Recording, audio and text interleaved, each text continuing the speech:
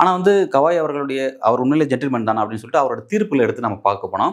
முக்கியமாக அவர் வந்து பல தீர்ப்புகளை ஹேண்டில் பண்ணியிருக்காரு. அதில் ஒரு 3 விஷயத்தை நம்ம எடுத்து பேசலாம்.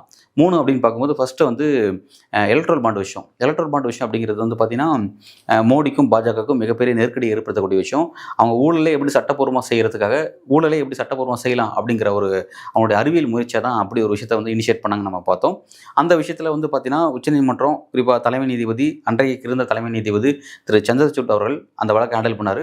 பாஜகவுக்கும் மோடிக்கும் பெரிய நெருக்கடி காத்திருக்கு, அவங்களோட அரசியல் எதிர்காலமே பாதிக்கப்பட போகுது அப்படின்னு சொல்லி நம்ம எல்லாரும் பேசிக்கிட்டு இருந்தோம், நினச்சிக்கிட்டு இருந்தோம். அப்படிப்பட்ட காலகட்டத்தில் அந்த மாதிரி வழக்கெல்லாம் ஒன்றும் இல்லை, ஒரு சும்மா அப்படின்ற மாதிரி அது கடந்து போயிடுச்சு. இன்றைக்கும் பாஜக வழக்கமான பாலிடிக்ஸ் அப்படி தான் செஞ்சுட்ருக்காங்க நம்ம பார்த்தோம்.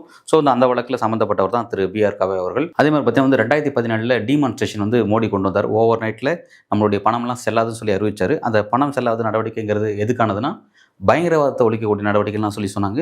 ஆனால் அப்படிலாம் ஒரு நடவடிக்கைக்கு அப்புறம் தான் வந்து பகல்காம் அட்டாக்கு, புல்வாமா அட்டாக்கு இந்த மாதிரியான தாக்குதல் நம்ம பார்க்குறோம். இப்போ அந்த பயங்கரவாத நடவடிக்கைக்காக அந்த டிமான்ஸ்ட்ரேஷன் செஞ்சதை மோடி அதுக்கெல்லாம் பதில் சொல்லவே இல்லை அப்படிங்கிறதெல்லாம் நம்ம இப்போ வரையும் பார்த்து தான் இருக்கும். அந்த மாதிரியான அட்ராசிட்டிலாம் திரு மோடி கடந்த காலத்தில் செஞ்சார்.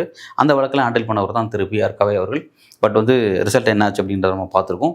ஸோ வந்து ரொம்ப ஃபேமஸ் இன்னொரு வழக்கு ஹேண்டில் பண்ணார். அதுதான் ரொம்ப முக்கியமான விஷயமா நம்ம பார்க்குறோம். ஏன்னா டிமான்ஸ்ட்ரேஷனோ அல்லது வந்து எலக்ட்ரல் பாண்ட் விஷயமோ மோடியோட நிர்வாகம் சம்மந்தப்பட்டது. ஆனால் இந்த வழக்கு ரொம்ப முக்கியமானது. இது எதுனா ஆர்டிகல் 370 விஷயம், காஷ்மீருடைய சிறப்பந்தஸ்து 370 அப்படிங்கிறது அது மோடியோட நிர்வாகம் சம்மந்தப்பட்டது கிடையாது. ஆர்எஸ்எஸ் உடைய கனவு திட்டம் அது.